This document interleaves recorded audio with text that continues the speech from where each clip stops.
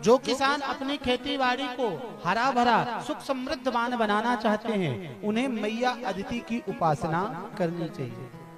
जो हमारे आप सबके यहाँ जो है हरियाली तीज के रूप में मनाई जाती है, आषाढ़ मास की तृतीया को हम सभी देवी की पूजा करने जाते हैं ना, हरियाली की पूजा करने। वो काहे की पूजा है? बोले अदिति मैया की। बोले जो स्वरूपवान बनना चाहते हो वो गंधर्वों की उपासना करें। जो विद्या की कामना रखते हो, विद्या कामास्तु गिरीशम, भगवान शंकर की उपासना करें। और दंपत्यार्थम उमा सतीम, जिनके दंपत्य जीवन में कलह हो, दंपत्य जीवन को सुखमय बनाना चाहते हो, पति पत्नी में झगड़ा होता हो, कलह होती हो, तो मैया पार्वती की उपासना करें। और अंत में कहते हैं यदि कामना है भी और नहीं है तब भी जीव मात्र को श्रीमन नारायण प्रभु की ठाकुर की उपासना करनी ही चाहिए। कहते हैं अकामः सर्व कामो वा मोक्ष काम उदारधे तीव्रेण भक्ति योगेन यजेत पुरुषं परम। आपके मन में कामना है या नहीं है, फिर भी जीव मात्र को यदि मानवीय शरीर मिला है तो उस जीव मात्र को ठाकुर की उपासना करनी ही चाहिए। क्योंकि ये मानव शरीर मिला किस लिए है? केवल और केवल ठाकुर के उपासना के लिए। और हम सब इसे क्या करने में बिता देते हैं? आहार निद्रा और भय मैथुन में, खाना पीना सोना, यही कर कर करके हम इस जीवन को नष्ट कर देते हैं। लेकिन ये जीवन मिला किसके लिए है? अभी हमने कल कथा के प्रारंभ में ही बताया था कि जीवन का परम लक्ष्य केवल और केवल वही है जो ठाकुर जी के चरणों से प्रेम करे। तो इसलिए कोई कामना हो या ना हो, जीव मात्र को जो है तो भगवान नारायण की उपासना करनी चाहिए। क्योंकि मूलम ही विष्णु नाम यत्र धर्म सनातनः, क्योंकि श्रीमन नारायण ही सनातन धर्म की जड़ है। अब आप जरा विचार करो, किसी वृक्ष को हरा भरा करना हो तो महाराज उसके डाली डाली पत्ते पत्ते में आप पानी देते हो कि सीधे जड़ में दे देते हो तो सबको मिल जाता है? मिल जाता है ना भाई। जीव के पास एक कामना तो है नहीं भाई, उसको सुंदर धन भी चाहिए। धन की कामना है तो लक्ष्मी की उपासना करो, कुबेर की उपासना करो। रूप चाहते हो तो गंधर्वों की उपासना करो। नेता बनना चाहते हो तो मन्नों की उपासना करो। विद्या चाहते हो तो शंकर की उपासना करो। दाम्पत्य जीवन सुखमय चाहते हो तो पार्वती मैया की उपासना करो। कामना तो एक है नहीं, अनेक कामना है। इसलिए एक एक वृक्ष में कब तक पानी डालोगे? इसलिए मूल में जड़ में पानी डालना प्रारंभ कर दो, आपका कल्याण होना प्रारंभ हो जाएगा। और जो मानव का तन पाकर के भी भगवान श्रीमन नारायण प्रभु की प्रेम से, उनकी कृपा से वंचित है, उनमें अपने मन को नहीं लगाता है, उनकी चार पशु प्रशंसा करते हैं। कितने पशु प्रशंसा करते हैं? चार। कहते हैं स्वबिट बराहोष्टै खरै संस्तुतः पुरुषं पशु। पहला प्रशंसक कौन है? बोले स्वान, ग्राम सिंह। जब हम मानवों को छोटी छोटी बातों में आपस में लड़ते झगड़ते कुत्ता देखता है तो कुत्ता मन ही मन प्रसन्न होता है भाई, कि दिखने में सकल सूरत तो कुछ अजीब सी है पर है अपनी ही बिरादरी का। बोलो राधे। जब हमें छोटी छोटी बातों में लड़ते झगड़ते हुए देखता है तो कुत्ता मन ही मन प्रसन्न हो जाता है। किसके हैं तो दो पैर, मेरे हैं चार, दिखने में कुछ अलग सा दिख रहा पर असल में है अपनी बिरादरी का, भटक गया है। बोलो राधे। तो पहला प्रशंसक कौन हो गया? कुत्ता। इसलिए जीव को छोटी मोटी बातों पर लड़ना झगड़ना नहीं चाहिए। जिन्हें ठाकुर जी के चरणों में प्रेम करना है उन्हें लड़ाई झगड़ों से दूर रहना चाहिए। दूसरा प्रशंसक कौन है? बोले बिट बराह, अर्थात ग्रामीण सुअर।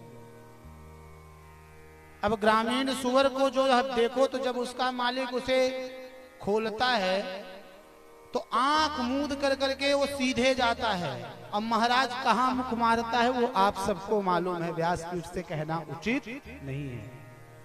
कुछ लोगों की वृत्ति ही बन जाती है, सुबह उठेंगे और उठते ही महाराज कहां से मिल जाए, कैसे मिल जाए, किसका गला काट करके छीन लिया जाए, उनके जीवन की वृत्ति ही बन गई है। जब ऐसे जीवों को सुअर देखता है तो मन ही मन मुस्कुराता है, कहता है दिखने में कछु अजीब से पर अपनी बिरादरी वाला।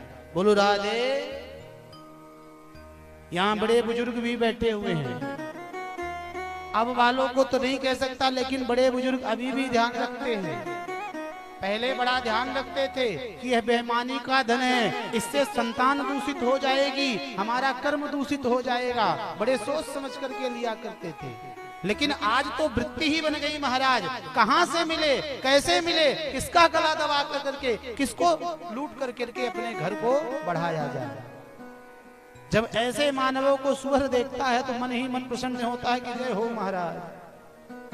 दिखने में तो महाराज दो पैर वाला दिख रहा है, पर है अपनी ही बिरादरी का। बोलो राधे। अब आप लोग अपने को मत मान लेना, चूंकि जितनी भी प्रशंसा कर रहा हूं उनमें से आप लोग नहीं हो, चूंकि आप लोग भगवान की कथा सुनने के लिए आए हो, अर्थात भगवत भक्त हो। बाकी अपने हृदय में झांकते रहना कि आप किस कैटेगरी में आते हो। बोलो राधे। क्यों मास्टर साहब, सही तो कह रहा है। तीसरा प्रशंसक कौन है? बोले ऊंट। बोले जब समाज में थोड़ी सी पद क्या मिला, थोड़ा सा मान क्या मिला, थोड़ा सा धन क्या आया, थोड़ी सी संपत्ति क्या आई, तो ऊंट की तरह सर उठा करके चलता है। अपने माता पिता को भी प्रणाम करने में से शर्म आती है, गुरुजनों का वंदन करने में से शर्म आती है, और तो और छोड़ो, ठाकुर जी के समक्ष भी महाराज ये प्रणाम जो है तो खड़े खड़े करता है। बोलो राधे। इसे झुकना पसंद नहीं आता। जब ऐसे अभिमानी पुरुषों को जो है ऊंट देखता है तो मन ही मन प्रसन्न होता है कि चाल तो कुछ अलग सी दिख रही, सूरत तो कुछ अलग सी दिख रही, पर है अपनी बिरादरी वाला। अब पांचवा प्रशंसक, चौथा प्रशंसक कौन है?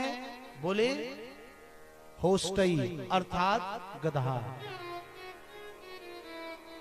गधा जीवन भर मजूरी करता है, मालिक के बोझे ढोता है, लेकिन महाराज जब काम का नहीं रहता, बुढ़ा हो जाता है, तो उसी मालिक के द्वारा डंडे मार करके भगा दिया जाता है कि अब ये मेरे किसी काम का नहीं। जब गधा कलयुग के मानवों को देखता है कि सुबह से लेकर के शाम तक केवल और केवल अपने परिवारजनों के भरण पोषण में लगा रहता है कि मेरे बेटे को कोई कष्ट ना होने पाए, मेरी पत्नी को कोई कष्ट ना होने पाए, इतना धन बना दूं कि मेरे जाने के बाद इन्हें किसी के सामने हाथ ना फैलाना पड़े। हमारे यहाँ बड़े बुजुर्गों ने एक कहावत कह रखी है, पूत सपूत तो का धन संचय और पूत कपूत तो का धन संचय। यदि आपके पुत्र में सामर्थ्य होगी, आप उसे संस्कारवान बनाओ, आप उसे इतना ज्ञान प्रदान करो कि वो गलत मार्ग पे ना चले, और वो जो सच्चे मार्ग पर चलेगा तो अपना जीवन जी लेगा।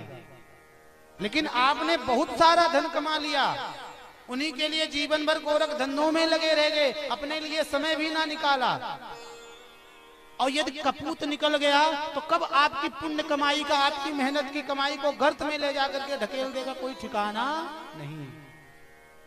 अच्छा, यहाँ कलेजे पर हाथ रखो। कितने लोगों के पक्के मकान बने हुए हैं? पहले हाथ ऊपर खड़े करो। कितने लोगों के पक्के मकान बने हुए हैं? कोई ना खड़ा करो। वाह, पूरे बिलौही साहेबपुर में किसी के घर में पक्का नहीं बना हुआ। धन्य है यहाँ के रहवासी। लोग जो हैं तो इतनी बड़ी बड़ी महल अटारी बनाते हैं और कहते हैं देखो मैंने बनवाई है, और जिस दिन जाते हैं तो महाराज महल अटारी यहीं धरी रह जाती है और खाली हाथ चले जाते हैं। और तो और छोड़ दो महाराज, यदि नाक कान में कुछ सोने चांदी का पहना है तो उसको भी वही बेटा नोच लेता है जलाने से पहले। बोलो राधे।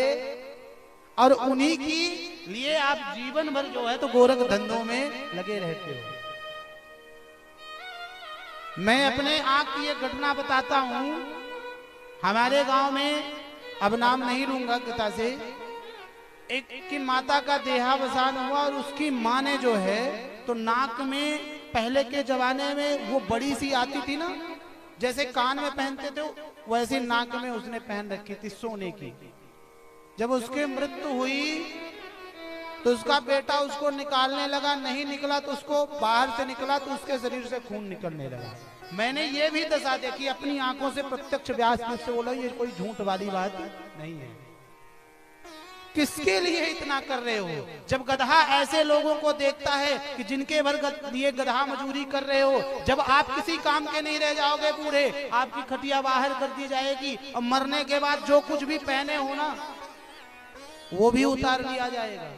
किस चक्कर में पड़े हुए हो? जब गधा ऐसे मानवों को देखता है तो मन ही मन प्रसन्न होता है कि मैंने भी जीवन भर मालिक के बोझे ढोए, और जब किसी काम का नहीं रहा तो डंडे मार करके भगा दिया गया। इनकी भी दशा यही होने वाली है।